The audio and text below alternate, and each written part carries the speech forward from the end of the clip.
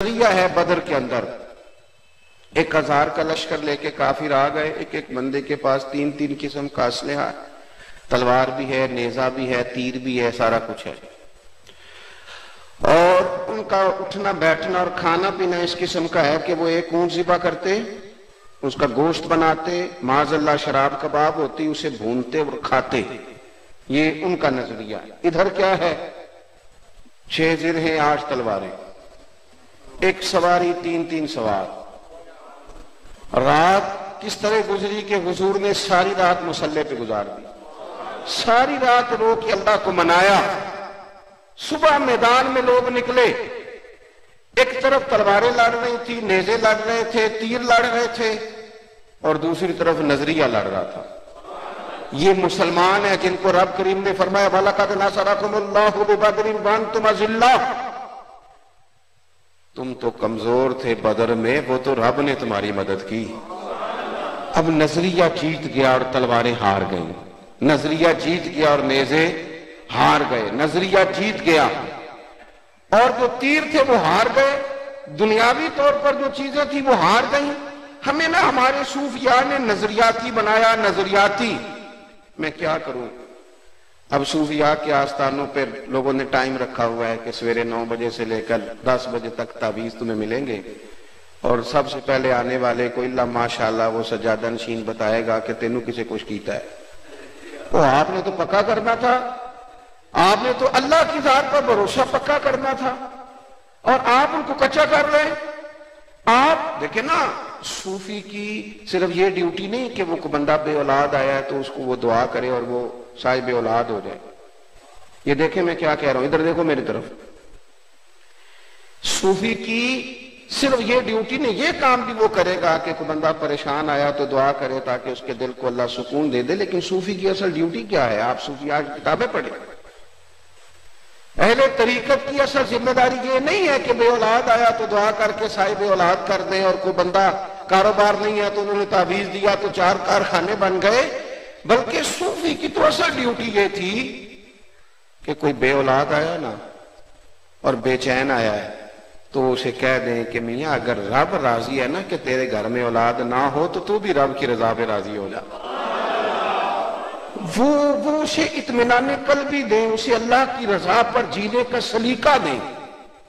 ایک بندہ آیا، اس نے آ کے کہا میں غریب ہوں، مجبور ہوں، تنگ دست ہوں، شے کوئی نہیں گھر میں، کل سے کھانا نہیں کھایا.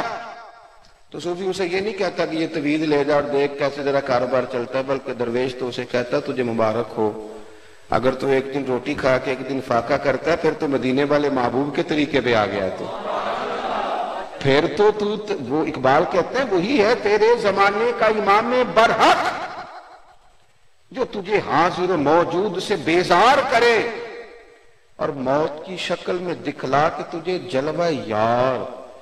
وہ زندگی تیرے لیے اور بھی دشوار کرے، تیرا تو مرنے کو جی چاہے کہ انعام آگے ملے.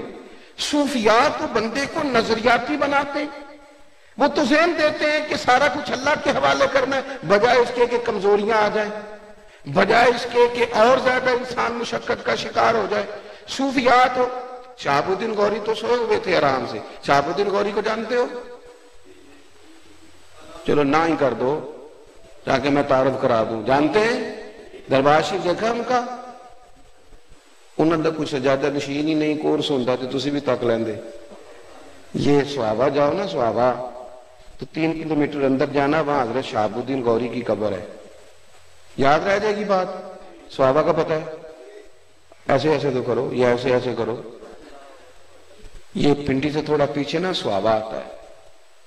میرا شوق ہے کہ آپ لوگ وہاں جائیں، آپ کو پتہ چلے کہ دربار صرف دربار صوفیاء ہی نہیں بناتے. یہ اس کا دربار بنوایا کس نے؟ ڈاکٹر عبد القدیر خان نے، اور انہوں نے میزائل کا نام بھی غوری انہی کے نام پہ رکھا ہے.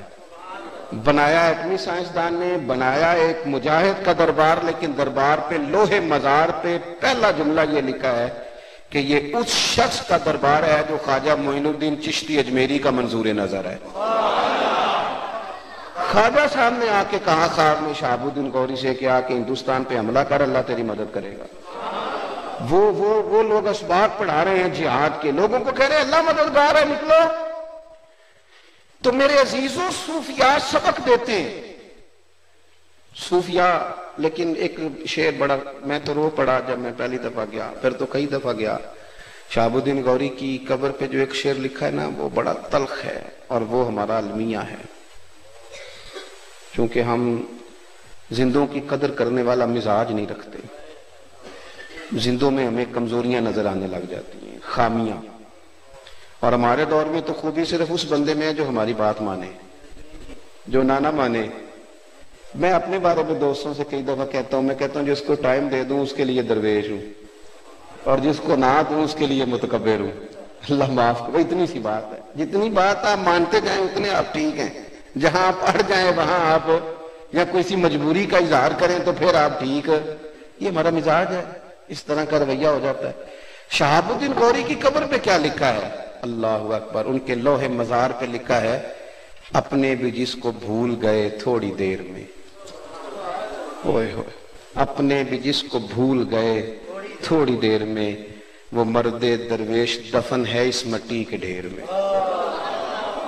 بھلا دیا لوگوں نے، اپنے بھی جس کو بھول، جہاں اب کوئی بلبل نہیں آتی گانا گائے، کوئی وہاں اب پروانہ نہیں آتا جو جہاں آ کے جلے، کوئی نہیں آتا، اپنے بھی جس کو بھول گئے تھوڑی دیر۔ میرے عزیزوں صوفیاء سبق دیتے اللہ سے جڑنے کا۔ آپ دیکھو نا، نبی کریم صلی اللہ تعالی علیہ وسلم آرام فرما ہیں، سفر سے واپس تشریف لا رہے ہیں، صحابہ کرام علیہم رضوان بھی موجود تھے، تو کریم نے اس طرح کیا کہ اپنی تلوار مبارک درخت کی ٹہنی سے لٹکا دی۔ صحابہ تھوڑا ادبن سائیڈوں پہ ہو کے آرام فرما ہو گئے، حضور بھی لیٹ گئے۔ تلوار مبارک درخت کی ٹہنی سے لٹک رہی ہے، ایک شخص آ گیا، اس نے آ کے نا حضور کی تلوار کو اتارا اور تلوار حضور پر اس نے تان دی۔ اب میں تقریر کر رہا ہوں، آپ سن رہے ہیں، بات آسان ہے، لیکن اچانک نہ آپ اکیلے ہیں اور ایک بندہ آ کے پسٹل یہاں رکھ دے، نہیں چلے اس سے بھی آسان کرتے ہیں۔ چھت پہ کبھی رات کو بلی بھی ہو نا، اور صرف کمرے میں کوئی بچہ کوئی اٹھا کے کہہ دینا پتہ نہیں چھت پہ کیڑا ہے، تو پھر وہ بلڈ پریشر کبھی اوپر جاتا ہے کبھی نیچے آتا ہے۔ کئی دفعہ نمبر بندہ ملانا چاہتا ہے پر نمبر بھول جاتے ہیں، سمجھ نہیں آتی کہ مطلب کون سا ڈائل کرنا ہے، کس کو کس وقت ملانا ہے۔ یہ ایک چیز ہے نا جی، چور آ گیا، خوف طاری ہوتا ہے، بندوق اور پسٹل، اور یہ میرا مطلب ہے ایک خوف رکھتی ہیں چیزیں۔ اب آپ بات کو سمجھیں کہ نظریہ ہوتا ہے۔ ایک بندے کو ڈاکٹر صاحب نے کہہ دیا کہ جناب تو نا 15 دن مہینے کا مہمان ہے، میری رپورٹیں کہتی ہیں تو مر جائے گا۔ ایک غیر نظریاتی بندہ ہے، وہ بات سن کے مر جاتا ہے، اور ایک نظریے والا ہے، وہ کہتا ہے ڈاکٹر صاحب آپ جو کہہ رہے ہیں اپنے علم کے مطابق کہہ رہے ہیں، ہونا تو وہ ہے جو میرا رب چاہے گا، تو یہ تو بڑے سال بھی زندہ رہ سکتا ہے، نکال لے گا وقت، کیونکہ نظریے جیا کرتے۔ تلوار اس نے حضور پہ تان لی، محبوب کریم علیہ السلام نے مقدس آنکھیں کھولی۔ میں نے کہا کہ اچانک ہم پر کوئی پسٹل رکھ دینا۔ وہ میرے ساتھ کئی دفعہ یہ بھی ہوتا ہے کہ بہت رات کو کبھی سفر پہ، اب تو خیر میپ کی آسانی ہو گئی، کچھ سال پہلے نا کبھی دیر سے کہیں رات کو پہنچتے تھے نا، تو کسی سے ڈریس پوچھنے کو آواز لگاتے تھے تو بندہ بھاگ جاتا تھا، بھئی یہ اندھیرے میں ڈریس پوچھ رہے ہیں، پتہ نہیں کیا معاملہ ہے، لوگ دوڑ جاتے تھے، کہتے تھے یہ پتہ نہیں کون لوگ ہیں گاڑی پہ، اور میرا مطلب ہے کھڑا کر رہے ہیں۔ خوف اختیاری ہوتا تھا، اور ماحول بھی اس طرح کا ہے۔ تلوار اس نے حضور پہ تانی، آپ توجہ کریں گے، محبوب کریم علیہ السلام نے آنکھیں کھولی۔ اس کے لفظ کتنے سخت ہیں، کہتا ہے حضور آپ کو مجھ سے کون بچائے گا، قریب سے ابھی بھی کوئی نہیں، اور آپ کے پاس اسلحہ بھی کوئی نہیں، آپ لیٹے ہوئے، اب ایک سیکنڈ میں اگر تلوار چلے تو معاذ اللہ کچھ کا کچھ ہو سکتا ہے، کون بچائے گا؟ یہ نظریہ ہے۔ محبوب نہ لیٹے ہیں، کوئی بے چینی کا اظہار نہیں کیا، بلکہ حضور مسکرائے۔ یہ کمال، یہ نظریاتی ہوں تو پھر آپ مسکراتے ہیں، پھر دشمن تڑی لگائے تو آپ ہنستے ہیں، آپ فرماتے ہیں تو میرا کیا کر سکتا ہے، میں کل عبارض ہوں، میں تو اللہ رسول والا ہوں۔ حضور مسکرائے، کون بچائے گا؟ تو مسکرا کے دھیمے لہجے میں، کوئی جذباتی نہیں، دھیمے لہجے میں حضور نے فرمایا کیا کہا کون بچائے گا؟ فرمایا مجھے میرا اللہ بچائے گا۔ اب اس لفظ میں طاقت ہے۔ وہ درویش نے کہا تھا کہ جو بندہ تم سے کہے نا کہ میں نے اپنا معاملہ اللہ کے سپرد کر دیا، اسے ڈرا کرو۔ اس نے سب سے بڑی کورٹ میں مقدمہ درج کر دیا۔ اور یہ جو لفظ اللہ ہے نا، اس میں تاثیر ہی بڑی ہے۔ ابو علی سینا بہت بڑے سائنسدان تھے۔ حضرت ابو الحسن خرقانی کی محفل میں آ کے بیٹھ گئے تو شیخ اپنے مریدوں کو اللہ اللہ بتا رہے تھے، اللہ اللہ سکھائی جا رہی تھی۔ میں کچھ عرصہ پہلے ایک بزرگ کی تقریر سن رہا تھا تو وہ کہہ رہے تھے اب اللہ اللہ سے نکل کے نا خانقاہوں سے تو جہاد کرنا چاہیے۔ تو میں نے ان سے کہا بزرگوں پہلے وہ خانقاہ تو بتائیں جہاں اللہ اللہ ہو رہی ہے۔ اب تو سیاست ہی ہو رہی ہے، اللہ ماشاءاللہ جہاں بھی ہو رہی ہے۔ ہو سکتا ہے کچھ جگہ ہوں، ورنہ وہ مریدوں کے بیچ بیٹھ کے ذکر کرانا، مراقبہ کرانا، وظائف بتانا، ان کے اسباق بدلنا، وہ کہاں رہ گیا معاملہ؟ خانقاہوں میں مجاور رہ گئے یا گورکن؟ حضرت ابو الحسن مریدوں کو اللہ اللہ بتا رہے تھے تو ابو علی سینا بھی بیٹھا تھا، تو شیخ نے فرمایا بھی اللہ اللہ کرو گے تو دل نرم ہو جائے گا۔ تو سائنسدان تھا نا، عقل مند تھا، تو کہنے لگا دیکھو مولوی جو مرضی بتا دیتے ہیں لوگوں، ذات خدا میں تو تاثیر ہوئی، اب نام خدا میں معاذ اللہ کیا تاثیر ہے؟ ایک ہے اللہ کی ذات، آپ کی سمجھ میں بات آ رہی ہے میری؟ وہ اپنی عقل کے زور پر اعتراض قائم کرتا ہے، معاذ اللہ کہتا ہے ایک ہے ذات خدا، اللہ تو سارا کچھ کر سکتا ہے، اور ایک ہے یہاں لفظ اللہ لکھ دیا جائے، یہ تو لفظ بھی اللہ ہے نا، یہ تو اسم اللہ ہے، ذات اللہ تو نہیں۔ تو وہ کہنے لگا ذات خدا میں تو تاثیر ہوئی تو یہ نام خدا میں، میری بات کی سمجھ آ رہی؟ پھر غور کریں۔ اس نے اعتراض قائم کیا، کہنے لگا مولوی کہہ رہا اللہ اللہ کے لفظ سے دل نرم ہوگا، کہنا چاہیے اللہ چاہے گا تو تمہارا دل نرم ہوگا، لفظ خدا۔ جب اس نے یہ بات کہی نا، توجہ ہے میری بات پر، تو حضرت بھی بڑے علم و حکمت والے تھے، فوراً فرمانے لگے، کہنے لگے ابو علی سینا تو بھی گدھا ہی ہے۔ اب اتنے بڑے سائنسدان کو اتنے لوگوں کے بیچ گدھا کہہ دیا، اس کا تو رنگ بدل گیا، آنکھیں سرخ ہو گئیں، ہاتھ کانپنے لگے، مجھے کہہ دیا گدھا۔ جب چند منٹوں میں اس کی کیفیت بدل گئی تو حضرت مسکرائے، فرمانے لگے ابو علی سینا گدھے کے نام میں اتنی تاثیر ہے، تیرا رنگ بدل گیا، بتا اللہ کے نام میں کتنی تاثیر ہے۔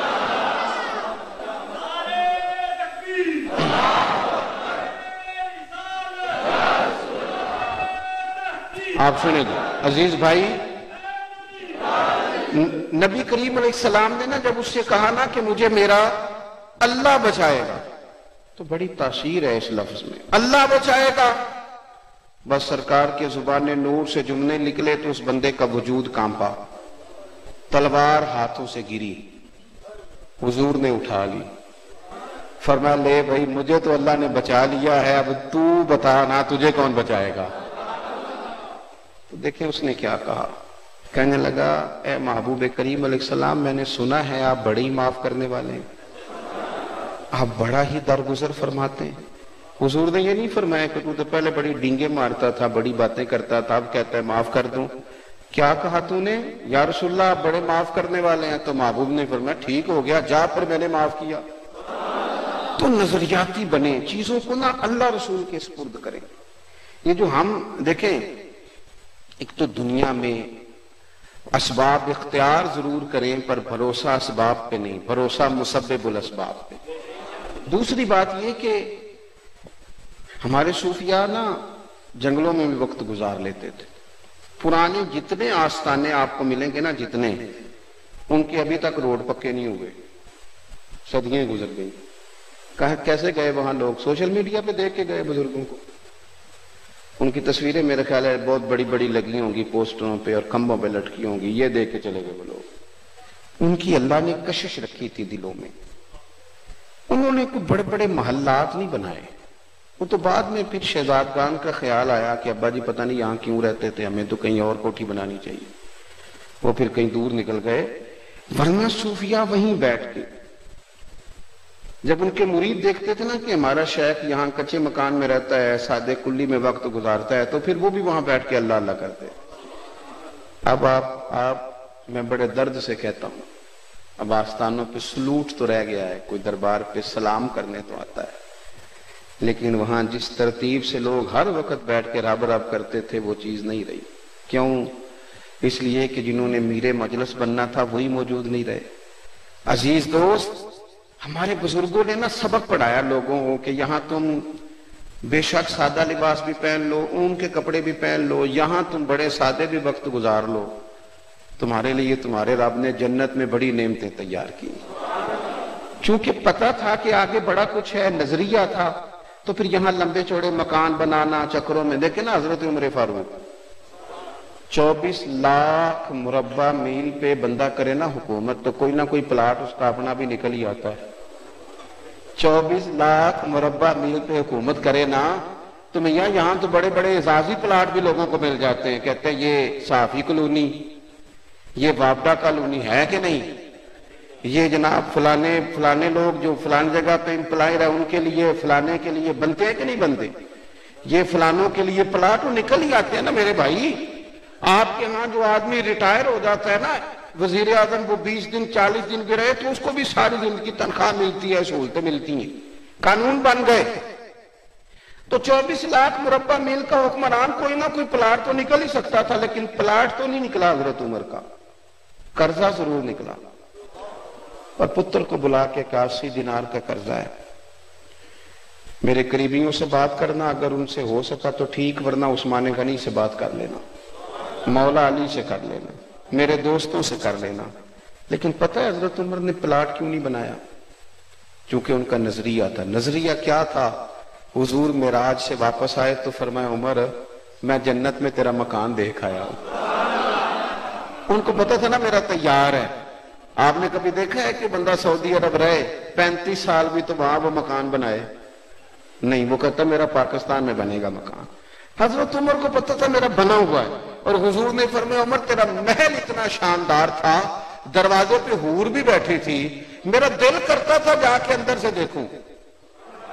پھر میں نے سوچا کہ عمر غیور ہے، کہے گا پہلے خود ہی قانون بنایا ہے کہ کسی کے گھر بغیر اجازت کے نہیں جانا چاہیے، اور تشریف بھی لے گئے تو میں نہیں گیا، ورنہ دل چاہتا تھا اندر سے دیکھوں. تو حضرت عمر رو پڑے، کہنے لگے حضور مجھے میری ماں روئے، میں کوئی آپ پر غیرت کرتا، یہ جو کچھ ہے آپ کے قدموں کی برکت ہی ہے. تھوڑے سے نا نظریاتی ہو جائیں، تھوڑے سے نظریاتی. ہمارے ہاں نا اب غریب آدمی بھی سوچ سمجھ کے یاری لگاتا ہے، غریب سے وہ بھی نہیں لگاتا، اس کو بھی کوئی امیر بندہ چاہیے دوستی لگانے کو. آپ نظریاتی ہو جائیں گے نا. ہمارے بزرگ ہمیں بتاتے ہیں کہ یہاں تم نے دنیا میں بہت زیادہ وقت نہیں رہنا، تمہارے مکانات آگے بنے ہوئے ہیں، اس کے لیے تیار. حضرت شاہ فرید الدین صاحب اتار صرف وہ صوفی نہیں، وہ صوفیاء کا تعارف کرانے والے. ان کی تذکرۃ الاولیاء ہمیں صوفیاء کے دروازوں تک لے جاتی ہے. شاہ فرید الدین اتار فرماتے ہیں میں توبہ کرنے سے پہلے بہت بڑا عطار تھا، عطر کا کاروبار کرتا تھا. عطر کا کاروبار بڑا مہنگا کاروبار ہے. ایک تو وہ ہے نا جو غریب لوگ خوشبو لگاتے ہیں، اور ایک بڑا اونچا چلا جاتا ہے، یہ باقاعدہ خرچہ ہے، یہ باقاعدہ خرچہ ہے. عرب شریف میں اللہ تعالی ہم سب کو موقع عطا فرمائے تو جہاں سنار کی دکان ہوتی ہے نا اس کے ساتھ خوشبو والی دکان ہوتی، یعنی جتنا کرایہ وہ دیتا ہے اتنا یہ دیتا ہے. اتنا مہنگا کام ہے. فرماتے ہیں بڑی مہنگی مہنگی بوتلیں خوشبو کی میں نے سجائی ہوئی، اور بڑا بہترین میں بھی آفس بنا کے ٹیبل بنا کے سجا کے بیٹھا کرتا تھا. اور میری بھی ایک دنیا تھی، مال آ رہا ہے جا رہا ہے، اور جناب پیسے آ رہے ہیں جا رہے ہیں، ایک پوری کائنات تھی، دنیا تھی، چل رہا تھا نظام. اچانک اللہ کو منظور ہوا کہ میرا رجوع رب کی طرف ہو. وہ جب یہ بہت سارے لوگ کہتے ہیں میں نے محنت کی تو میں نے فلاں کیا، نہیں، محنت بڑی تھوڑی سی ہوتی ہے، رب خود ہی سارے اسباب پیدا کرتا ہے.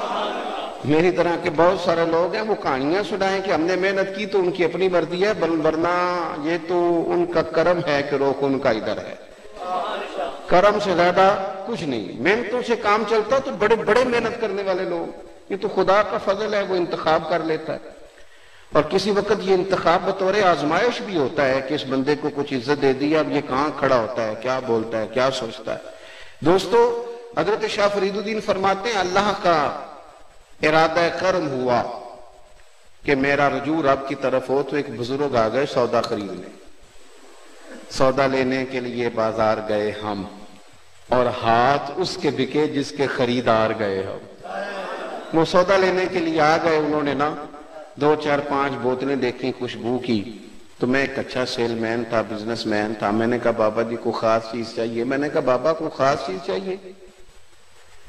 تو بابا جی کہنے لگے نہیں. تو کہا بیٹے بابا جی کیا دیکھ رہے ہیں, میرے پاس اور بھی سامان ہے دکھاتا ہوں, آپ بتائیں. تو بزرگ فرمانے لگے پتر میں تو یہ دیکھ رہا ہوں کہ تیری جان بڑی مشکل سے نکلے گی. میں نے کہا جی اس کی کیا وجہ ہے جی؟ کہنے لگے پتر تو نے مال ہی بڑا جمع کیا ہوا ہے. مرنے لگے گا کبھی یہ والی شیشی یاد آئے گی, کبھی یہ والی یاد آئے گی, کبھی وہ والی. سادہ نہ کر لیں, کبھی لاہور والا پلاٹ, کبھی اسلام آباد والا, کبھی کراچی والا, کبھی کوئی, کبھی وہ حبیب بینک والا اکاؤنٹ یاد آئے گا, کبھی یو بی. تو کیسے مرے گا اتنا کچھ چھوڑ کے؟ جتنی بندہ محنت کرے, اتنی سہولیات جمع کرے ڈرائنگ روم میں, پھر مر جائے. اسی لیے تو میرے بھائی لوگوں کا مسجد میں دل نہیں لگتا. انہوں نے اپنے حجرے میں اتنا کچھ جمع کر لیا گھر کے اندر کہ وہ کیسے چھوڑ کے جائیں. وہ تو بھاگتے ہیں, دوبارہ دوڑتے ہیں گھروں کے اندر. فرماتے ہیں تو نہیں مرے گا, بڑا مشکل ہو جائے گا, یہ اتنی چیزیں چھوڑ کے کیسے مرے گا؟ تو کہتے میں دنیا دار تھا, مجھے غصہ آیا. میں نے کہا بابا میری جان مشکل سے نکلے گی تو تیری کیسے نکلے گی؟ تو کہنے لگے پتر ادھر آ دکھاؤں. میں قریب گیا, بابا جی فرش پہ لیٹے, کلمہ پڑا, روح پرواز کر گئی. عرش فرشتے بانگا ملیاں, مکے پہ گیا شور. بلے شاہ آسان نہیں مرنا, تے گور پہ آ کوئی اور. تے نالے بارش شاہ وہ کدوں مر دے جنہ کیتیاں نیک کمائیاں نے, وہ کدوں مر دے. کہنے لگے اس طرح مر جائیں گے. دیکھیں نا, غریب 500 سال پہلے امیروں سے جنت میں چلے جائیں گے. 500 سال, جہاں 1000 سال کا دن ہے وہاں 500 سال پہلے. حضرت بلال جیسے لوگ اللہ اکبر یہ قیادت کریں گے اور سب سے آگے آگے جنت میں. اور بھائیوں نظریاتی بنے. ہمارے بزرگوں نے ہمیں اللہ سے جوڑا ہے, جڑ جائیں رب رسول سے. یہ نہ اتنا زیادہ الجھاؤ دنیا داری کی سیاستیں, چکر, کہانیاں, سٹوریاں, آنے جانے, معاملات, اتنا نہیں. جتنا دنیا کو منانے کے لیے نکلتے ہو نا, اتنا 20 منٹ کبھی مصلے پہ بیٹھو نا, تو رب تو راضی ہو جائے تو لوگوں کے دلوں میں محبت پیدا کر دیا کرتا ہے. اللہ راضی ہو جائے. اپنی طبیعت نظریاتی بنائیں, سوچیں نظریاتی, ذہن بنائیں کہ جو میرے نصیب کا ہے وہ کہیں اور نہیں جائے گا, وہ میرے گھر آئے گا, کوئی چھین کے لے جا سکتا. ذہن بنائیں کہ ہم نے سارا کچھ یہی نہیں کرنا. ہمارے لیے ہمارے رب نے جنت میں بڑے بڑے مکانات تیار کیے, بڑے بڑے. اور حضور نے پتا کیا فرمایا, پنجابی چاقیدہ ہے, تو کدی سوچیا بھی نہیں ہوگے گا, کہتے ہیں نا تو سوچیا بھی. حضور کیا فرماتے ہیں, بخاری مسلم ہے, فرمایا رب نے تمہارے لیے جنت میں وہ نعمتیں تیار کی نہ کسی آنکھ نے دیکھی, نہ کسی کان نے سنی, نہ تمہارے دل پر کبھی خیال ہی گزرا ہوگا. رب وہ شانیں تمہیں جنت میں عطا کرے گا, من چاہی مرادیں. آخری بات سنیں, کسی بھی بزرگ کے جب آپ عرس پہ آتے ہیں نا, کوئی بھی بزرگ ہیں اللہ والے ہیں, تو آپ کو ایک چیز کامن نظر آئے گی سب بزرگوں میں مشترکہ, تمام بزرگان دین میں جتنے بھی اللہ کے کامل بزرگ ہوئے تمام میں, کہ وہ نا اللہ سے جڑے رہے. اللہ سے آپ کو بڑا کم ایسا ملے گا کہ کسی بزرگ نے کوئی دنیاوی لحاظ سے, دنیا داری کے لحاظ سے لوگوں کو. دیکھیں نا ہمارے ہاں لوگ نعرہ لگاتے ہیں, یہ نعرہ برا نہیں کہ میں سڑکیں ٹھیک کرا دوں گا, میں یہاں صاف پانی کا بندوبست کرا دوں گا, یونیورسٹی قائم کراؤں گا. یہ اچھی باتیں ہیں, یہ بہترین کام ہے, یہ ساری باتیں ٹھیک ہیں. لیکن بزرگان دین جو نظریہ دیتے تھے نا, وہ پتہ کیا تھا, وہ سڑکیں تعمیر کرانے سے زیادہ توجہ کرتے تھے انسانوں کی تعمیر کرانے پر. آپ بتا سکتے ہیں کہ نبی پاک علیہ السلام نے کب نعرہ لگایا تھا کہ مکے میں اتنی یونیورسٹیاں بنائیں گے, یہ فلانا فلانا روڈ فلانی فلانی جگہ میں لا دیں گے, یہ نعرہ لگایا حضور نے؟ حضور نے تو نعرہ لگایا تھا کہ میں نا مکارم اخلاق کی تکمیل کرنے کے لیے آیا ہوں. اعلیٰ ترین اخلاق, اعلیٰ ترین. اگر اخلاق نہ بلند ہوں تو لوگ ماسٹر کی ڈگری لے کے بھی آ جائیں تو پھر بھی خود غرض ہو کے نکل جائیں. اخلاق کی تربیت نہ ہو تو ہم نے دیکھا ہے کہ لوگ اللہ تعالیٰ نے توفیق دی، کسان کا بیٹا ڈاکٹر بن جاتا ہے، لیکن پھر بھی وہ سوچتا پتہ کیا ہے کہ میں پیسے دے کے بناؤں. وہ پھر بھی کسی غریب کی داد رسی کو تیار نہیں ہوتا. وہ کہتا ہے 2000 کی پرچی کاٹو گے تو پھر میرے پاس آؤ گے. وہ 10 مریض بھی مفت چیک نہیں کرتا الا ماشاءاللہ، کیونکہ نظریاتی نہیں. نبی کریم علیہ السلام نے اخلاق کی بلندی کی بات کی. ہمارے صوفیاء اخلاق کی بلندی کی بات کرتے، اخلاق کی، کردار کی. میں نے بات ختم کرنی ہے.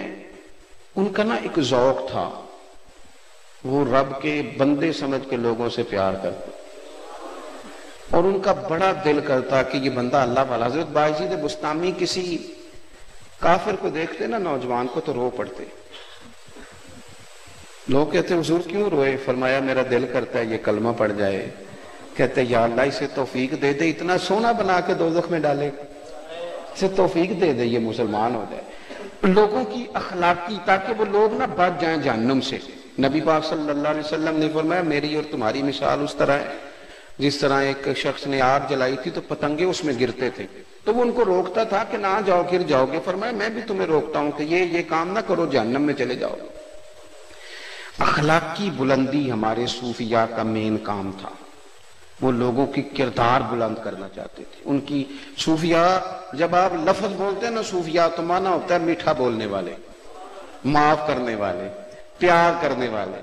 درویش بیٹھے تھے تو خانقاہ میں ایک صاحب آ گئے، انہوں نے آ کے روٹی مانگی. تو جو لنگر پہ موجود لوگ تھے، ہم اپنی زبان میں لانگری کہتے ہیں، انہوں نے کہا حضرت یہ نماز پڑھنے آتا نہیں، اسی علاقے کا ہے، روٹی کھانے آ جاتا ہے، نماز پڑھنے آتا کوئی نہیں. حالانکہ نماز کی کتنا ضروری کام ہے نماز. لیکن رب کے بندے نے جو جواب دیا وہ بڑا سمجھنے والا ہے. وہ کہنے لگے چلو دے دو روٹی، اگر اللہ بے نمازی کو دے دیتا ہے تو تمہیں کیا مسئلہ ہے؟